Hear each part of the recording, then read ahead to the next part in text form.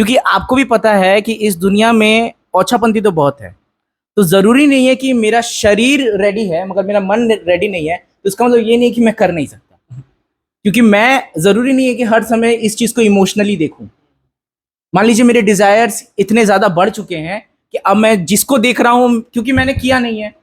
क्योंकि ऐसा ही होता है ना, जब भी हम लोग किसी लड़की को देखते हैं, खास करके लड़के, लड़कियों की हमेशा ये शिकायत रहती है कि हमें गलत, हाँ, प्लेटफॉर्म पे कोई भी बस में आप जाओ, इसमें जाओ, मॉल पे जाओ, आप लड़की देखोगे। कुछ लड़के ऐसे वर्ड का इस्तेमाल करते हैं कि लड़की ताड़ना, हम लोग ताड़ते हैं लड़की।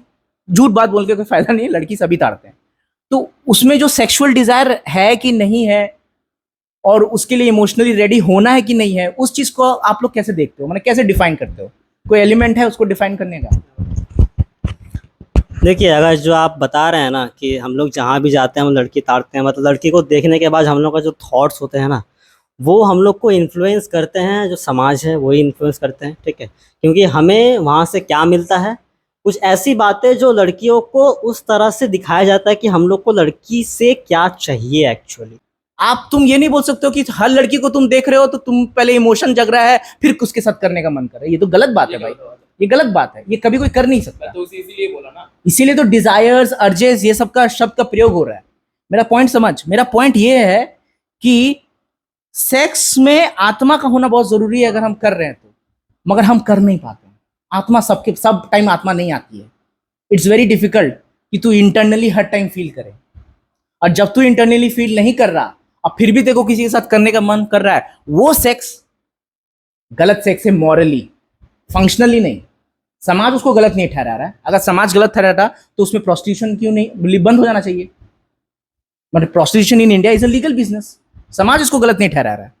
तो कोई अगर ये कह रहा है कि sex is a bodily experience and as we all human creatures, हम लोग को ये करना चाहिए, इसमें कोई बुराई नहीं है।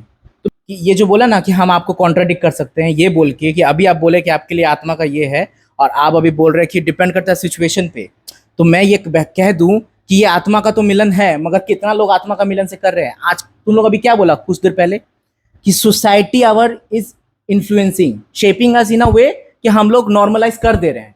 और नॉर्मल है भाई, नॉर्मल है, आजकल नॉर्मल है। और ये जो नॉर्मल है ना, ये कौन डिसाइड करता है? एग्जैक्टली राइट, सोसाइटी डिसाइड करता है कि लड़की को कहाँ छूना, कैसे छूना।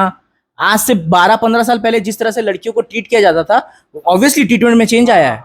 लड़कियां थोड़ी सी ये हुई है, थोड़ा सा, मतलब 14-15 साल में इमोशंस के बिना लोग एंगेज हो रहे हैं।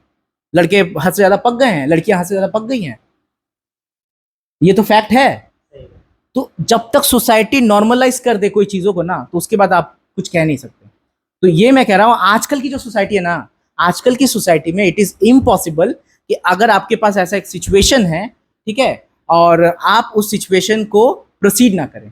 मैं तो ये जानता हूँ, क्या मैंने पढ़ा है, मैंने देखा है कि हाँ आत्मा होना जरूरी है, हाँ आत्मा होना जरूरी है। मैं तो मानता हूँ कि बिना आत्मा का ऐसा करना सही नहीं है, मगर मेरे पास जब वो सिचुएशन आएगा तब मैं किस तरह से रिएक्ट करता हूँ। क्योंकि ज्ञान देना तो बहुत अलग बात हो गया। हाँ, मैंने ज्ञान दे दिया कि भाई आत्मा होना चाहिए भाई, नहीं तो तुम लोग पाप कर रहे हो।